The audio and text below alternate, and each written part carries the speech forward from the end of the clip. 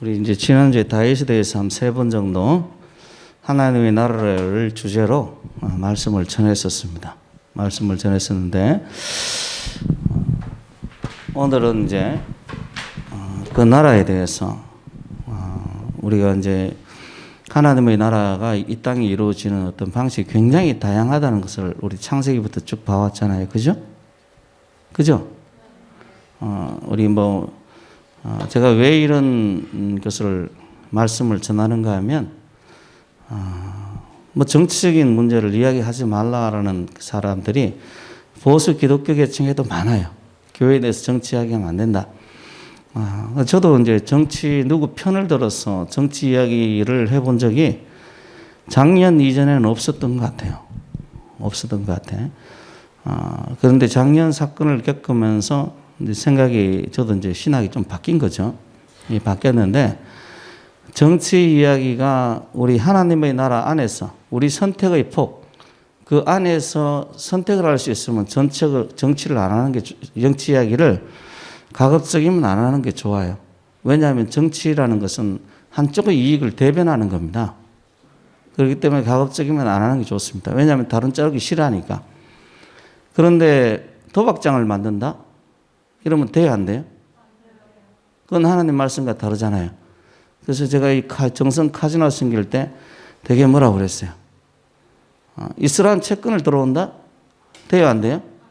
안 되잖아요. 그것도 내가 뭐라고 그랬어요? 이건 하나님 말씀이 어긋나는 거기 때문에. 이건 어느 쪽의 이익을 대변하는 게 아니고 하나님의 나라에 보면 완전히 우상이고 완전히 범죄하는 거기 때문에 안 되는 거예요. 안 되는 거예요. 그래서 안 된다고 했는데 이번 정권은 제가 하도 뭐라고 그런 것은 이 총체적으로 뭐냐면 하나님을 부인하는 정권이라서 그런 거예요. 부인하는 정권이라고 하죠. 그래서 제가 그럼 하나님 나라를 어떻게 세워갈 것인가에 대한 이야기를 하는데 제가 이제 그동안 이 하나님의 나라의 그래서 다양성에 대해서 어떤 식으로 하나님께서 하나님 나라를 이루어가는가 굉장히 다양한 모습으로 평화적인 어떤 하나님 말씀으로 이루어질 수 있지만 때로는 강압적이고 때로는 전쟁을 통해서 이런 수많은 어떤 사건 사고를 통해서 하나님께서 이 하나님 나라를 이루어 가신다라는 거예요. 이루어 가신다. 근데 그래서 하나님 나라를 이루어 가는 그 방식에 대해서 어떤 사람은 너무 폭력적이 아닌가, 구약이 너무 폭력적이 아닌가, 사람을 죽이는 하나님, 잔인한 하나님 이렇게 생각하기 쉬운데 그러면 그 사람은 옛날에 저처럼 살아야 돼요. 옛날에 제가 절에 다닐 때는요, 개미도 밟을까 봐 조심하며 다녔어요. 물론 뱀은 잡아 죽였지만은, 뱀은 무서우니까 죽인 건지 뭔지 모르겠지만은, 걸어 다니면서 개미도 안 밟으려고 노력했어요. 물론 내 방에 들어오면 끝장납니다. 끝장나는데 어쨌든 길거리 갈 때는 조심했어요. 이게 뭘 이야기합니까? 여러분 들으면서 무슨 생각이 들어요? 위선, 지 멋대로구나, 지 편한 대로구나, 그죠? 세상의 사상이 다 그래요. 저만 그런 게 아니고 다 그렇습니다. 세상의 사상이 다 그래요. 그러니까 하나님은 죽이면 안 되고 지는 생명을 죽여도 된다는 거 아니에요. 걸어다니면서 개미라든지 바퀴벌레라든지 바퀴벌레 잡으려고 약을 뿌린다든지 모기 잡으려고 모기향 피운다든지. 여러분 밤에 잘 때 모기향 피우고 자죠? 다 회개하시길 바랍니다. 하나님이 잔인하다고 그러시는 분들은 다 회개하시길 바랍니다. 그러니까 지는 그렇게 수많은 생명을 죽이면서 하나님은 안 된다. 모기는 우리의 것이 아니지만은 우리는 하나님의 것입니다. 권리는 오히려 누구에게 있습니까? 하나님에게 있어요. 하나님 나라를 이루어 가는데 그런 방식은 하나님을 잘 몰라서 그래요. 몰라서 그래요. 그래서 하나님이 지으신 세상에서 자기 뜻대로 사는 것은 강도입니다. 강도라. 하나님의 것을 강탈하는 거예요. 강탈하는 거예요. 어쨌든 하나님 나라에 대해서 한번 봐야 되는데 제가 오늘 좀 보고 싶은 건 좀 미묘한 문제입니다. 좀 영적으로 좀 깊지 않으면 잘 모르는 문제들인데 제가 그래서 목사님들한테 노회에다 이 글을 좀 올려놨더니 많은지 모르는지 모르겠어요. 목사님들도 이런 어떤 것에 대해서 생각지 않으면 잘 모르는 문제입니다. 어쨌든 하나님께서 세상을 창조할 때 인간에게 부여한 게 자유입니다. 인간을 지으시고 하나님께서 명령을 내리셨어요. 명령을 내리셨는데 그 명령에 대해서 무조건적인 어떤 순종을 원하신 게 아닙니다. 로봇처럼 어떤 순종을 원하신 게 아니라 무슨 자유를 주셨다고? 순종할 수 있는 자유를 주셨어요. 반대말은 뭐냐 하면 불순종할 수 있는 뭘 주신 거예요? 자유를 주신 거예요. 자유를. 하나님께서 우리에게 부여하신 겁니다. 부여하신 거예요. 그래서 하나님을 섬길 때 자발적으로 섬기게 하시는데 그 대표적인 게 뭐냐면 이 선악은. 그 선악과는 인간의 자유를 말하는 겁니다. 인간의 자유를 이야기를 하는 거예요. 다른 의미도 있지만은 인간의 자유를 대표하는 게 선악과예요. 선악과. 하나님께서 왜 선악과를 만드셨느냐 뭐 이렇게 이야기하는 사람도 있는데 하나님께서 만드실 때는 이유가 있겠죠. 선악과가 없으면 자유도 없는 겁니다. 자유도 없는 거예요. 그래서 하나님을 섬길 때 하나님께 순종하고 하나님을 따르고 하나님을 섬기고 생육하여 번성하고 땅을 정복하라고 말씀하실 때 이 명령을 지킬 자유도 주셨고 지키지 않을 자유도 주셨어요. 그런데 순리가 뭐가 순리인가 하면 순리는 뭐 한 게 순리인가 하면 순종하는 게 순리입니다. 왜냐하면 하나님께서 창조하시고 모두가 하나님의 것이잖아요. 나도 하나님이 지으셨잖아요. 그럼 하나님이 지으신 목적대로 사는 게 순리죠. 그게 순리인 거라. 물은 위에서부터 밑으로 흐르잖아요. 그죠? 그게 순리지. 거꾸로 안 흐르거든. 그 순리대로 살아야 돼요. 물을 위로 올리려면 어떻게 해야 됩니까? 그만큼 힘과 노력이 필요하겠죠. 그래서 그런 때문에 있어요, 없어요? 물을 밑에서 위로 올려가지고 다시 수력 발전을 하는 댐이 동국에 있을 것 같아, 없을 것 같아? 있어. 이때니까. 우리나라에도 우리 구경 갔잖아요. 호명호수 공원이라고. 그런 데가 그런 데 아닙니까? 저기, 지난번에도 한번 어디 갔을 때 그거 봤었는데, 물을 끌어올려서 다시 내려서 전기로 만드는 거예요. 그런데 그런 거는 많이 안 만듭니다. 왜냐하면 힘드니까. 그 힘드니까. 그러니까 뭐든지 순리대로 하는 게 자연스러운 거예요. 자연스러운 거라. 억지로 하면 문제가 생깁니다. 문제가 생겨요. 이 마이크 같은 경우도 잘 모르는 사람들 이렇게 돌아가면 막 억지로 막 돌리는데 그리고 망가뜨려 놓고 집에 가는 사람들이 있어요. 저한테 반드시 보고하고 변상하시길 바랍니다. 그러니까 참 뭐든지 순리대로 살아가는 건데 순리가 뭐냐면 순종이에요. 순종. 우리도 이 땅에 살아가면서 하나님께서 분명히 우리에게 자유를 주셨습니다. 저도 이 지금 설교할 자유도 있고 설교를 안 할 자유도 있고 두 개의 자유를 가집니다. 그죠? 여러분들도 여기서 저를 보고 있지만 들을 자유도 있고 듣지 않을 자유도 있어요. 그죠? 저는 설교자라서 여러분들이 다 듣고 제가 전한 것보다 더 많은 것을 새기길 원하지만은 꼭 그런 건 아닙니다. 그건 제 마음의 원이고 제 마음이 원하는 거고 꼭 그런 건 아니에요. 그래서 이 세상을 살아갈 때 어떤 사람이 잘 사는가라고 이야기를 할 때 우리 나이 든 사람들은 알죠. 노력만으로 잘 살아가는 건 아니죠. 그죠? 노력이 반드시 필요해요. 우리 동욱이나 우리 졸업 나이 때는 공부하는 거는 뭐 지가 노력해서 공부 잘할 수 있으니까. 근데 또 시험 문제, 이상한 문제, 공부 안 한 문제 나오면 틀려. 그지? 동욱아, 너 안 배운 데서 시험 문제 나오면 틀리잖아. 지금 맞을 것 같이 지금 표정이 저러네. 목사님이 경험해 봤거든. 제가 이 대학 입시 시험을 보는데 그때 일본어를 시험을 치는데 일본어도 제가 꽤 잘했다고 그랬잖아요. 그래서 교과서 내에서 배운 데서만 나오면 100점 맞을 자신 있었어요. 뭐 거의 다 위에다시피 했으니까. 그런데 교과서에서 문제가 안 나온 거예요. 전혀 처음 보는 단어들, 처음 보는 문장들이 막 쏟아져 나온 거야. 그때 그 일본어 선택 같은 사람들은 세칭 피 봤습니다. 난리가 났었어요. 쉬울 줄 알고 일본어를 선택해서 봤는데 전혀 배우지 않은 문제들이 나와가지고 아주 뒤집어졌었습니다. 그래서 저는 일본어 시험 본 역사상, 모의고사 본 역사상 최하 점수를 맞고 대학 입시 최하 점수를 받았어요. 재수했을 때. 그러니까 그때 야, 나는 노력하면 될 줄 알았는데 인생이 내 뜻대로 안 되는구나. 나는 노력하면 될 줄 알았어요, 진짜. 나는 열심히 노력하면 될 줄 알았는데 인생이 내 뜻대로 안 되는 거 그걸 처음 맛본 거예요. 처음 맛본 거예요. 그 이전에 노력조차도 안 했으니까. 재수하면서 나름대로 노력했는데 제일 자신 있던 과목 중에 하나가 완전히 날아가 버린 거예요. 수학도 역시 마찬가지. 두 개가 날아가 버렸는데 어쨌든 나이가 들면 알죠. 노력만으로 안 된다는 거. 그래서 어떤 사람은 열심히 노력하는데도 불행하게 사는 사람들이 있는가 하면 어떤 사람은 별로 노력도 안 하는 것 같은데 별 큰일 없이 잘 사는 사람도 있어요. 그 특징 중에 하나가 뭐냐면 순리대로 하나님 뜻대로 사는 겁니다. 그래서 이 유교에도 중용이라는 그런 어떤 책들이 있고 학문이 있고 뭐 노자 사상이라든지 이런 부분에서도 순리 같은 걸 이런 거 다루는 거예요. 다루는 거라. 그런데 그들은 진정한 순리에 대해서 모릅니다. 진정한 순리는 어디서 나오는가 하면 창조서부터 하나님의 창조서부터 흘러나와요. 여러분들은 이걸 알 수 있는 눈이 이거 기회가 있는 겁니다. 그러니까 여러분들이 성경을 보면서 정말 하나님의 뜻대로 사는 삶에 대해서 여러분들이 성경을 보면서 연구하면서 보셔야 돼요. 그냥 소설책 읽듯이 읽지 마시고 하나님의 뜻대로 사는 삶에 대해서 여러분들이 생각하시면서 읽으셔야 됩니다.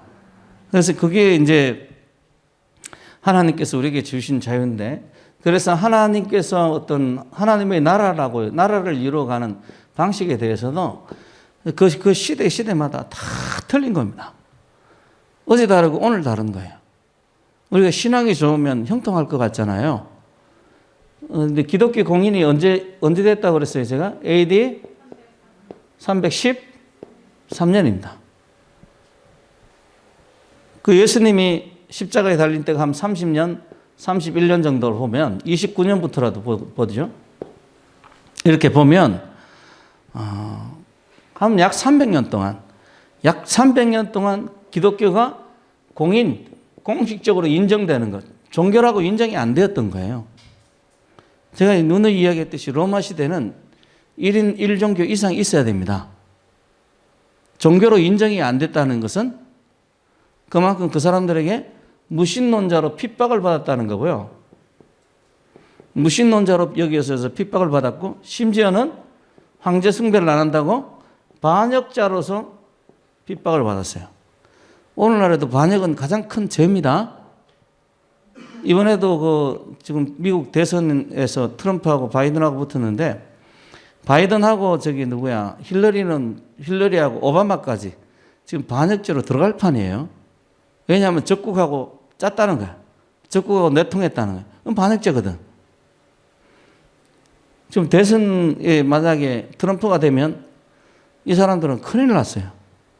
큰일 났어. 제가 보기에는 막 죽기 아니면 살길 것 같아요.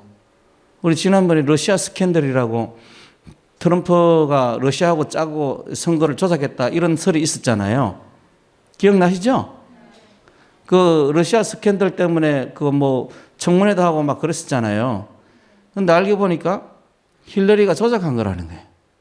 힐러리가 조작하고 바이든과 오바마가 그것을 인준했다라는 거예요. 이게 만약에 지금 대선이 끝나고 밝혀지면 어떻게 되는 겁니까? 이 세 사람은 어떻게 되는 거예요? 난리 나는 거죠. 반역이 그렇게 큰 죄라. 반역이 그렇게 큰 죄예요. 그런데 기독교인들이 300년 동안 이런 오명을 뒤집어 쓰고 로마 제국 내에서 신앙생활을 했어요. 전도하고 아까 전에 우리 박재희가 사람들이 이게 코로나 때문에 어쩌고저쩌고 한다는데 박재희 너 목사님 설교 잘 들었으면 그 사람들한테 이야기해야 돼. 기독교가 코로나 퍼뜨리는 죽음이 아니라는 걸 이야기할 수 있어야 돼. 목사님이 설교 중에 항상 그 이야기 했어. 그죠? 우리 교인들 다 알죠? 교회가 오히려 코로나 감염률이 훨씬 낮습니다. 통계가 저 사람들이 발표한 통계에서 이야기하는 거예요. 제가 이야기한 것은 근거한 것은 어디 설이 유튜브 설이 아니고 저 사람들이 이야기한 통계를 여러분들에게 보여주면서 설명했잖아요. 그죠? 그걸 이야기해야 돼. 그 언론들이나 이런 사람들 지금 조작하는 거야. 아니면 스스로 속든지. 자, 어쨌든 기독교가 이렇게 300년 동안 고통을 받았단 말이에요. 300년 동안 고통을 받았는데 이 313년에야 비로소 콘스탄티누스, 보통 대제라고도 이야기하고 그냥 황제라고도 이야기하는 콘스탄틴, 어머니가 헬레나가 예수를 잘 믿어서 이 콘스탄틴이 기독교를 공인하게 됩니다. 그 어머니 덕이죠.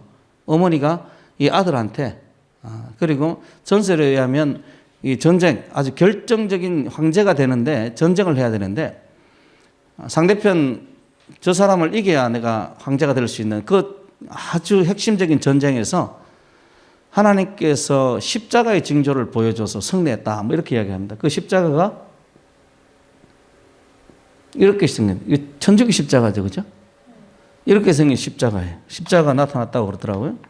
어쨌든 뭐 그건 전설이고, 그렇게 해서 공인되기 전에는 기독교가 핍박이 있어 왔는데 꾸준한 핍박이 아니고 핍박했다, 거쳤다, 했다, 거쳤다, 했다, 거쳤다 이런 식이에요.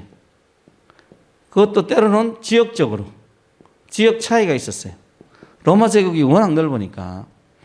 그러니까 이런 어떤 지역에 있는 사람들이 예수를 잘 믿고 하나님 앞에 예배를 잘 드리다가 핍박이 있으면 어떻게 됩니까? 완전히 교회가 풍지박살이 나는 거예요. 끌려가는 거라. 끌려가고 예수 믿는 사람들은 잡아다 죽여버리는 거예요.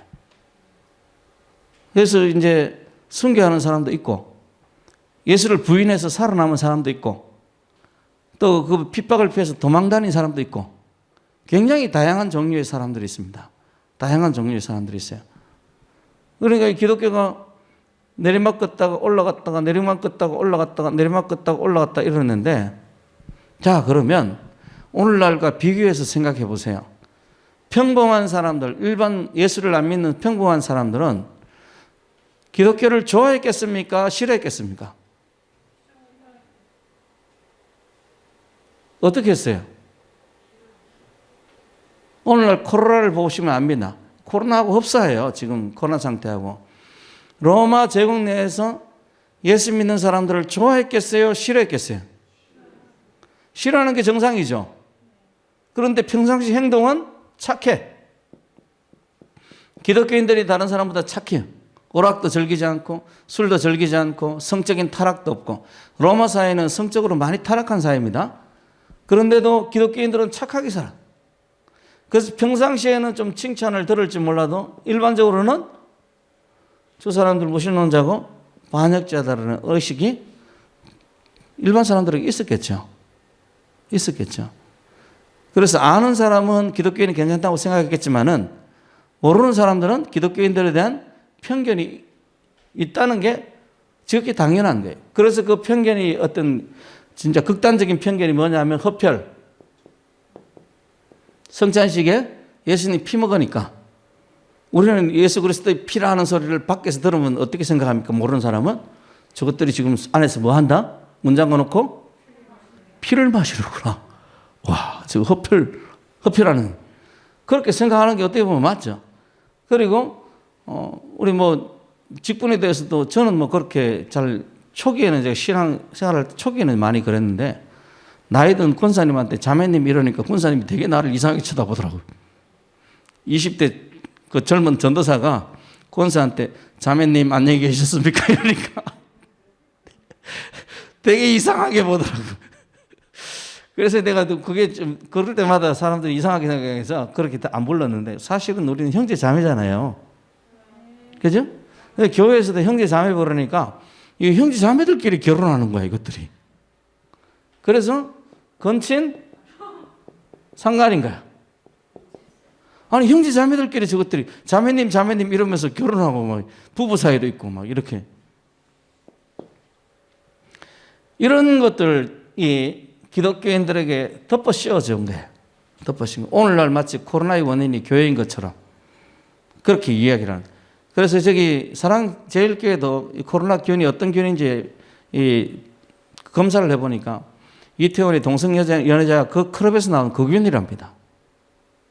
그 균이래요. 피해자를 뭘로 둔갑시켰는가 하면 가해자로 둔갑시켜 놓은 거예요. 가해자로. 참 악한 거죠. 참 악한 거예요. 교회도 그랬어요. 교회도. 근데 이런 와중에서 어떤 사람은 신앙을 지켜가고 어떤 사람은 신앙에서 떨어져 내려간 거예요. 이것이 계속해서 300년 동안 반복이 된 겁니다. 지역마다 다르고 다 반복이 된 거예요. 그래서 이 시기에 기독교가 생각보다 사도행전에 막 퍼지는 역사처럼 생각보다 그렇게 빠르게 전파된 게 아닙니다. 우리나라 복음 전파 속도보다 더 늦습니다. 우리나라가 이 시기에 복음 전파 속도보다 더 빨라요, 사실. 더 빨라요. 그러니까 사람들이 칭찬하는 사람도 있지만 욕하는 사람도 있었단 말이에요. 그런데 이제 뭐 저도 그랬지만 목사님들이 설교할 때는 어떻게 설교하는가 하면 초대교인들이 다 뭐 받은 것처럼 칭찬을 받은 것처럼 그렇게 이야기를 해요. 사람들에게 인기를 얻은 것처럼 그렇게 이야기를 하는데 당장 사도행전만 봐도 그렇지 않습니다. 에베소에서 일어났던 하나님의 역사 기억하십니까? 이 바울이 쓰던 손수건만 갖다 얹어도 병든 자가 낫고 사람들이 마술책을 5만이어야 되는 마술책을 불태워버리고 얼마나 열정적으로 신앙생활을 했는지 교회가 얼마나 급속도로 보이는지 알죠. 그런데 그 에베소 교회에서 어떤 일이 있었는가 하면 아데미 신전을 만드는 신상을 만드는 사람이 어떤 데모를 일으켜가지고 결국은 바울을 쫓아내버리잖아요. 쫓아내버려. 그게 초대교회에 있었던 현상이고 그게 300년 동안 지속이 되고 또 앞으로도 계속해서 지속이 될 현상들입니다. 자, 중요한 것은 그러면 우리가 그런 속에서 어떻게 해서 하나님의 나라를 이루어 갈 것인가라는 거예요. 어떻게 해서 하나님의 나라를 이루어 갈 것인가. 이런 상황 속에서 어떻게 해서 하나님의 나라를 이루어 갈 것인가. 그 시대마다 다르고 그래서 환경마다 다르죠. 1년 전하고 1년 후하고 틀리고 다시 또 1년 후에도 또 달라질 거예요. 그래서 어떻게 하면 하나님의 나라를 이루어 갈 것인가. 주기도문에서 보면 하나님의 나라가 임하게 하옵시고 임하옵시고 라고 기도를 하고 뜻이 하늘에서 이루어짐까지 땅에서도 이루어지게 해달라는 기도를 하는데 전부 다 하나님의 나라와 관련되어 있습니다. 그죠? 이름이 거룩히 여김을 받으시고 이것도 뭐와 관련되어 있어요? 하나님의 나라와 관련되어 있죠. 하나님의 나라는 하나님의 통치를 이야기하는 거니까 하나님의 통치가 이루어지면 누가 영광을 받습니까? 하나님의 이름이 영광을 받는 거죠. 내 삶 속에서 하나님의 통치가 이루어지면 하나님께서 영광을 받으십니다. 여러분이 하나님께 순종하면 순종하는 그 자체로 하나님께서 영광을 받으세요. 믿으십니까? 순종하는 그 자체로 특별한 일을 이루지 않아도 그 자체로 하나님께서 영광을 받으세요. 그걸 보여준 사람이 누구냐면 아브라함이라든지 이삭이라든지 이런 사람, 야곱이라든지 이런 사람이죠. 그 사람들이 무슨 특별한 일을 한 게 아니잖아요. 그냥 180년 동안 이삭 같은 경우는 180년 동안 무슨 일을 했어요, 그 사람이. 특별한 일을 한 게 아니에요. 그런데도 그 사람은 믿음의 조상이고 하나님의 어떤 사람이었고 예수 그리스도를 예표하는 사람이었어요. 다른 게 없습니다. 하나님의 뜻이 우리 삶 속에 이루어지면 그것을 통해서 하나님의 이름이 영광을 받으시는 거예요. 여러분의 목표가 그거기를 바랍니다. 그거기를 바라요. 자, 어쨌든 이런 어떤 것들을 우리가 한번 살펴봤는데 이 자유. 자, 그러면 현 시대 상황마다 바뀌는 이런 어떤 상태에서 우리에게 주신 이 자유가 어떤 역할을 하는가? 어떤 역할을 하는가? 하나님의 나라를 이루는데 어떤 역할을 하는가? 또 이 순종이라고 이야기를 했는데 순종과 이 자유와의 관계는 도대체 어떤 것인가? 어떤 것인가? 대표적인 케이스로 제가 한 가지 케이스만 좀 들고자 합니다.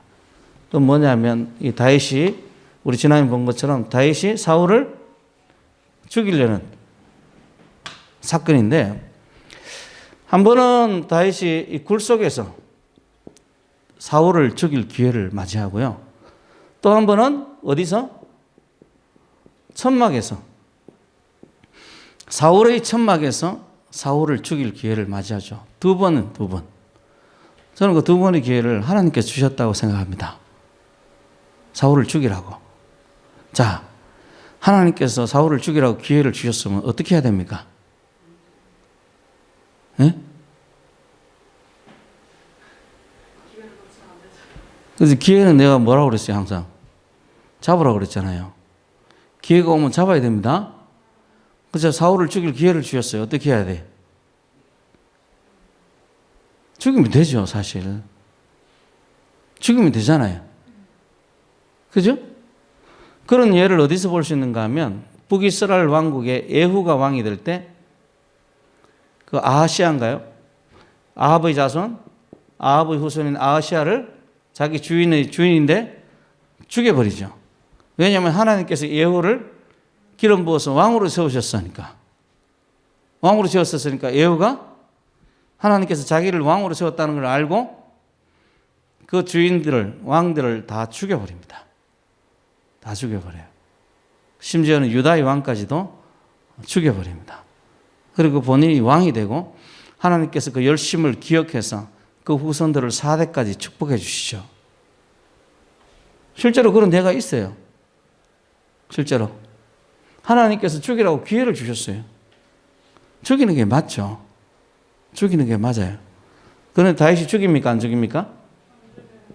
다윗이 죽이지 않는데 이유는 뭐냐면 하나님께서 기름 부어서 세운 사람이라 하나님을 생각해서 하나님의 명예와 하나님의 체면과 하나님의 영광을 생각해서 사울을 죽이지 않았던 거예요. 저는 이 사건이 하나님을 굉장히 기쁘시게 했을 거라고 생각합니다. 성경에는 나와 있지 않지만 하나님이 이것을 보면서 굉장히 기뻐했을 거라고 생각해요. 그래서 제 전혀 그냥 어떤 뭐라 그럴까요? 농담 비슷한 생각이지만은 하나님께서 근심하셨을 것 같아. 이렇게 나를 생각해 주는 다윗을 어떻게 하면 축복할까? 물론 하나님께서 전지전능하고 지혜가 많으신 분이기 때문에 축복할 방법을 금방 생각해 내셨겠지만 제 인간적인 생각이 하나님께서 그런 고민을 하셨지 않을까? 그런 생각도 한번 해봅니다. 그만큼 하나님을 기쁘시게 했을 거라고 생각합니다. 하나님의 뜻은 죽이는 거라 할지라도 다윗이 하나님의 영광을 생각해서 죽이지 않은 이 사건이 다윗을 높이 평가할 수 있는 그런 사건이었던 거예요. 이런 사건들이 성경에서 중간중간 나오는데요. 하나님께서 이스라엘 백성들을 다 죽이 없애려고 합니다. 우상을 섬기기 때문에 다 죽이 없애려고 하고 범죄한 사람들을 다 죽이 없애려고 하는데 모세가 어떻게 합니까? 나를 생명책에 지우더라도 이 사람들을 살려달라고 이야기를 해요. 나는 이 기도도 하나님께서 굉장히 기뻐하셨을 거라고 생각해요. 이스라엘 백성들을 죽이려고 할 때 하나님께서 농담으로 하셨을 거라고 저는 생각하지 않습니다. 하나님은 진실하시잖아요. 믿으십니까? 하나님 농담하시는 분이 아니잖아요. 저도 농담을 안 하려고 참 친한 사람 20년 정도 하면서 농담을 굉장히 싫어하고 거절했는데 우리 집 사람이 하도 분위기 깬다고 그래가지고 진실을 이야기하면 분위기가 깨지더라고요. 그죠? 안 그렇습니까? 못생긴 사람한테 못생겼다고 진실을 이야기해주면 큰일 나죠. 큰일 나는 거야. 그래서 우리 집 사람한테 잔소리를 좀 많이 듣고 요즘은 이제 조금 바꿨습니다. 농담을 하는 편인데 많이 하는 편이죠. 예전에 비하면 굉장히 많이 하는 편인데 저는 하나님께서 농담하신다고 생각하지 않습니다. 이스라엘 백성들을 멸하신다고 말씀하셨던 건 저는 진실이라고 생각해요. 너를 통해서 모세를 통해서 다시 더 큰 민족을 만들겠다. 저는 그게 진실이라고 생각합니다. 모세가 얼마나 자기가 높아지겠어요. 자기가 새로운 시조가 되는 거고 자기가 새로운 조상이 되는 건데 근데 모세는 거절합니다. 거절하고 심지어는 뭐라고 이야기하는가 하면 차라리 나를 죽이십시오. 나를 생명책에 지워주시되 이 백성들을 살려달라고 이야기를 해요. 나는 그런 마음이 하나님을 굉장히 기쁘시게 했을 거라고 생각합니다. 그게 바로 예수님께서 십자가에 죽으시는 정신입니다. 그죠? 제가 예수의 일들은 구약성경에 다 나온다고 그랬어요. 예수가 우리를 위해서 십자가에 달려 죽은, 우리를 대신해 십자가에 죽으신 그 마음은 누구에게서 찾아볼 수 있는가 하면 모세에게서 찾아볼 수 있어요. 그래서 모세가 엄격한 사람이고 막 냉정한 사람이라고 이야기하는 목회자들인데 그 모세를 몰라서 그런 거예요. 모세가 굉장히 사랑이 많은 사람입니다. 그래서 어쨌든 이것도 하나님을 거역한 거잖아요. 그죠? 하나님의 뜻이 거역이 됐는데도 불구하고 뜻이 이루어진 거라. 무슨 말인지 아시죠? 이게 뭐냐면 하나님께서 인간에게 주신 이 자유 때문에 그렇습니다. 순종도 한 가지로 순종하는 게 아니라 굉장히 다양한 방식으로 순종하는 거예요. 다양한 방식으로. 인간에게 이런 어떤 순종할 수 있는 자유, 생육하고 번성하라고 할 때 생육할 때 10명을 놓을 수도 있고 어떤 사람은 홍수산에 70명도 낳았을 거다고 그러는데 와 70명 놓으면 내 자식이 누군지 모를 것 같아. 저같이 얼굴이 기억이 안 나는 사람들은 저는 사람들 얼굴 잘 기억을 못하는 편이거든요. 70명 와 10명 놓을 자유도 있고 70명 놓을 자유도 있어요. 저는 하나님께서 주신 자유로 3명밖에 못 낳았습니다. 하나님께서 나를 용서하시기를.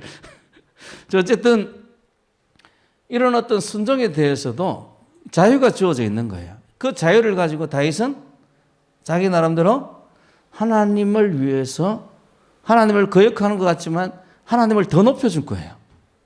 모세도 역시 마찬가지였습니다. 하나님이 원하시는 것보다 더한 거예요. 하나님께서 인간에게 부여하신 이 자유를 가지고 하나님이 원했던 것보다도 더 많이 한 거야. 성전 건축도 똑같은 겁니다. 하나님이 원했던 것보다 뭐 한 거예요? 더 많이 한 거예요. 하나님이 너는 요 정도만 해도 돼 라고 했는데 그렇게 하지 않고 더 많이 한 거예요. 우리 저기 동욱이도 요즘 시험 치는데 공부하는 거 봐도 그래요. 선생님이 시키는 대로 하면요. 성적이 한 중상위권밖에 안 됩니다. 꼭대기에 올라가려면 선생님 시킨 것보다 뭐 해야 되는가 하면 더 해야 돼요. 더 해야 돼. 모세나 다윗이 바로 그런 사람이었던 거예요. 근데 보통 사람은 시키는 것도 제가 그랬어요. 제가 방학 숙제를 해본 적이 없는 사람입니다. 우리 선생님들한테 많은 죄를 저지른 사람이에요. 선생님이 그래서 방학이 끝나면 항상 저 때문에 노동을 했어야 됐어요. 무슨 노동인지 아시죠? 네, 여러분. 그래서 제가 참 맞는 거 별로 안 좋아합니다. 하도 맞아가지고. 어쨌든 이런 것들, 그래서 하나님의 나라를 이루는데도 뭐가 중요한가 하면 순종이 중요한데 이 순종에도 뭐가 있다? 자유가 있다는 거예요. 자유가 있다. 어떻게 순종할지는 우리 자유입니다. 우리 자유예요. 우리 교회에서도 우리 신근사님 우리 교회는 너무 자유롭게 한다고 그러는데 우리 성도들이 이런 자유를 가지고 하나님을 위해서 썼으면 좋겠어요. 하나님을 위해서. 그래서 여러분들이 생각을 했으면 좋겠다. 하나님 앞에 어떻게 내가 충성하고 하나님 앞에 어떤 방식으로 헌신하고 교회를 위해서 어떻게 내가 기여를 하고 이런 것에 대해서 고민했으면 좋겠어요. 그래서 이 다윗이나 모세 같은 사람은 하나님을 어떻게 보면 참 뭐라 할까 이런 표현을 쓰면 좀 될런지 모르겠는데 좀 표현이 안 맞기도 한데 하나님을 좀 놀라게 한 사람들입니다. 그래? 기이한 믿음을 가졌던 예수님께서 백부장에게 보면서 막 기이했다고 그러잖아요. 예수님이 기대하던 것보다 백부장이 더한 거예요. 예수님이 기대한 것은 그 집에 가서 병자를 위해서 기도해서 낫게 하는 건데 백부장은 안 와도 된다고. 예수님이 명령만 하시면 다 나을 겁니다. 그러니까 예수님이 기이 여겼던 거예요. 기이. 백부장은 그래서 예수님이 기대했던 것보다도 더한 믿음을 예수님에게 보여주었던 거예요. 보여주었던 거예요. 그런 사람들이 성경에 종종 그렇게 나옵니다. 또 그런 사람들이 하나님께 칭찬을 받고 하나님께 두각을 나타냈던 사람이에요. 우리가 이 땅에서 지금 하나님 나라를 이루어가야 되는데 제가 요즘에 이제 좀 반성하는 것 중에 하나가 정치 때문에 제가 한 1년 넘게 지금 신경을 쓰느라고 우리 성도들을 위해서 기도를 많이 못했구나 하고 이런 반성을 요즘 좀 합니다. 좀 하는데 어쨌든 저도 이제 나름대로 하나님 나라를 위해서 애쓰는 거죠. 제가 할 수 있는 게 뭔가 찾아보고 그 할 수 있는 일을 하는데 아직도 여전히 핵심적인 부분에서 참 부족하다는 생각을 많이 합니다. 부족하다는 생각을 많이 해요. 그래서 이거 갖고 안 되는데 이거보다 이런 부분에 대해서 더 해야 되는데 이런 생각들이 저한테 늘 있습니다. 늘 있어요. 우리 성도들도 이 하나님의 나라에 대해서 내가 어떻게 살아갈 건가를 생각했으면 좋겠어요. 어떤 사람은 이렇게 이야기하면 목사님 내 살기 바쁜데요. 이렇게 생각하는 사람도 있는데 저는 하나님 약속을 믿었으면 좋겠어요. 먼저 하나님의 나라와 의를 구하라. 그리하면 이 모든 것을 너에게 더하시리라. 이걸 믿었으면 좋겠어요. 그래서 가끔 제 이야기 하잖아요. 아파트 가격이 올랐다는 이야기 하죠. 그럼 팔 것도 아니라서 별로 의미도 없고 재산세만 올라가지고 참 짜증나기도 하고 이러는데 어쨌든 올랐다고 그러니까 기분은 좋더라고 당장에. 그런데 세금 나올 때 되면 인상이 안 좋아지는데 원래도 세금이 꽤 올랐어요. 우리 교회 세금도 10몇만 원 올랐더라고. 한 해에 10몇만 원 오르면 도대체 어떡하냐. 아니 그게 제가 말을 잘못했고 9월 달에 나온 세금만 10몇만 원 올랐어요. 7월 달에 얼마 올랐는지가 확인 안 해봤는데 9월 달에 오른 세금만 몇십만 원이 더 올랐어요. 그래서 세금 날 때 되면 별로 기분이 별로 썩 좋지는 않는데 이런 말을 하는 것도 여러분들이 하나님을 믿었으면 좋겠어요. 제가 돈 버는 사람도 아니고 성도들한테 헌금을 강요하는 그런 사람도 아니잖아요. 대답을 안 하는 거 보니까 내가 강요합니까? 제가 여러분들에게 헌금을 강요합니까? 아니잖아요. 아직도 대답 안 하는 사람이 있는 것 같아요. 하여튼 저는 이 헌금에 대해서 강요 안 하려고 애를 쓰고 한 10수년 전만 해도 우리 배상학 목사님이 우리 교회에 와가지고 설교하기 전까지만 해도 헌금에 대해서 입도 뻥끗 안 했어요. 한 20년 가까이 제 입에서 헌금 이야기 말 자체가 나오질 않았어요. 말 자체가. 그만큼 돈 이야기 하는 거 싫어했는데 배상학 목사님이 오셔가지고 수련회 때 오셔가지고 그 이야기를 하시더라고요.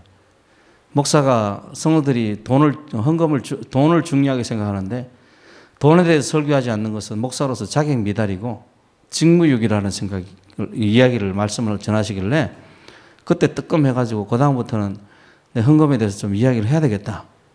그렇게 생각하고 이야기를 하는 편입니다. 하는 편인데 어쨌든 돈에 대해서 그렇게 하지 않는데도 특별히 요즘과 같이 교회들이 힘들고 정말 큰 교회 180개가 경매로 나왔다고 그러고 이런 소리가 들려오고 지금 우리나라의 이름만 들으면 알만한 누구든지 아는 교회도 지금 재정적으로 굉장히 지금 힘들다라고 이렇게 이야기를 하는데 우리 교회는 그렇게 특별히 힘든 건 없거든요. 나는 그 하나님이 채워주셨다고 그렇게 생각합니다. 제가 잘난 것도 아니고 하나님이 채우시는 지금까지 신앙생활하면 30년 동안 그렇게 믿어왔고 그렇게 이루어져 왔어요. 그래서 요즘에는 우리 집사람도 처음에 집사람이 굉장히 참 힘들어했죠. 힘들어했는데 한 10여 년 전부터 제가 그랬어요. 지금까지 하나님이 항상 채워주시지 않느냐. 부족하지만은 우리가 풍족하게 쓸 수는 없지만은 항상 채워지지 않느냐. 앞으로도 분명히 채워줄 거니까 걱정하지 말아라. 이런 이야기를 몇 번 해주었더니 조금씩 덜 하더라고요. 요즘에는 아주 덜 합니다. 할렐루야. 요즘에는 저보고 돈 좀 더 쓰라고 통장에 돈 좀 더 가지고 있으라고 그래요. 이야, 참 많이 변했구나. 옛날에는 내 수중에 있는 돈 있는 꼴을 못 봤는데 정말 많이 변했구나. 주여 감사합니다. 이렇게 생각을 합니다. 생각을 하는데 저는 우리 성도들도 믿었으면 좋겠어요. 먼저 그의 나라와 그의 의를 구하라. 이게 핵심인 거예요. 그리하면 이 모든 것을 너에게 더하시리라. 그래서 나를 위해서보다도 주님을 위해 살았으면 좋겠어요. 그래서 지금 다윗도 자기를 위해서라면 죽여야죠. 그죠? 모세도 어떻게 해요? 이 이스라엘 백성들이 모세를 얼마나 속삭였는지 아시잖아요.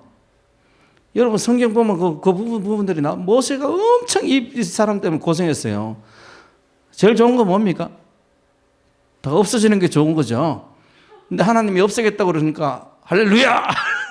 이렇게 하는 게 보통 정상이에요. 그런데 그러지 않고 차라리 내 생명을 가져갈지언정 이 백성을 살려주십시오. 모세도 자기 원수를 죽이지 않고 하나님을 기억해서 살려두고 하나님께 맡깁니다. 하나님의 나라를 생각하고 하나님의 의를 위하는 사람은 반드시 하나님께서 그를 세우실 줄로 믿으시길 바랍니다. 그래서 마음속에 작정했으면 좋겠어요. 먼저, 이게 아주 중요한, 먼저, 순서가 중요하다고 그랬어요. 먼저, 그래서 어떻게 하나님을 나라를 섬길지 하나님께서 주신 자유를 가지고 창의적으로 다윗과 모세처럼 하나님을 기쁘시게 했으면 좋겠습니다. 여러분들이 목회자보다 훨씬 나은 사람이 되기를 바랍니다. 네. 아멘. 다시 목회자보다 훨씬 나은 사람이 되기를 바랍니다.